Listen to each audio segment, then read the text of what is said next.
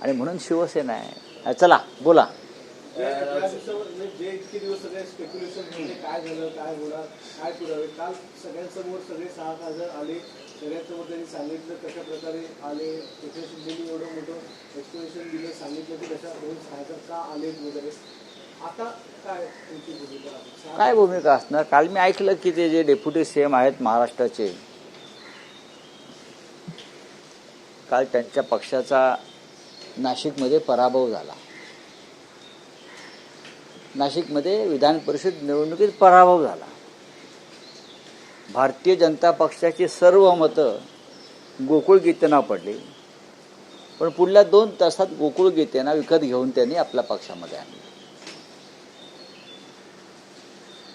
2 तास, पुढल्या 2 तासामध्ये गोकुळ गीते मला वाटतं गेले ना त्यांच्या पक्षाने 2 तासात. हे राजकारण सध्या महाराष्ट्रात चाललं. पैसा फेको तमाशा देखो. आता काल जसे झाकलेले पुतळे उघडतात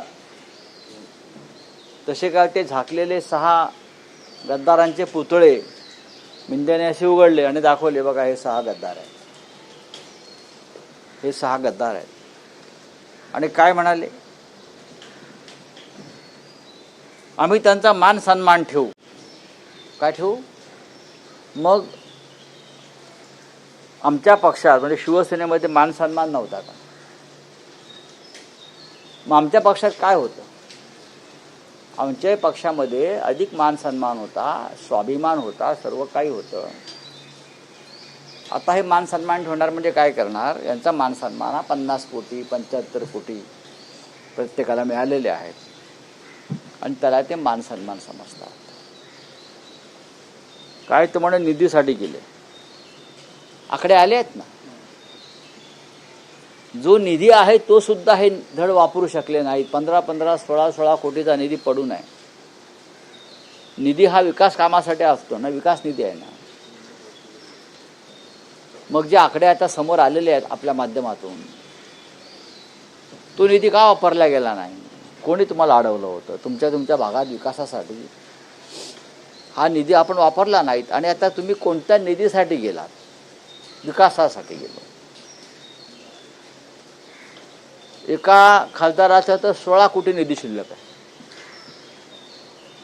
एकानं शिर्डीमध्ये फक्त 5-25 लाखच खर्च केले. आता पक्ष या नवीन पक्षात गटात गेल्यामुळे त्यांना निधी म्हणजे ठेकेदारी मिळणार. 200 कोटीची कामं मिळणार निधी म्हणून, 300 कोटी. आणि त्यातले 25% जे आहेत थेट हे तुमच्या घरात जाणार. यासाठी हा त्यांचा मानसन्मान. ठेकेदारीतले कमिशन आणि किकबॅक मिळणं हा त्यांचा मानसन्मान.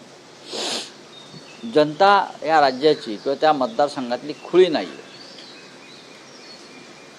काल मिंदे गटातला एक पोपट म्हणत होता काहीतरी, हे काय पाळण्या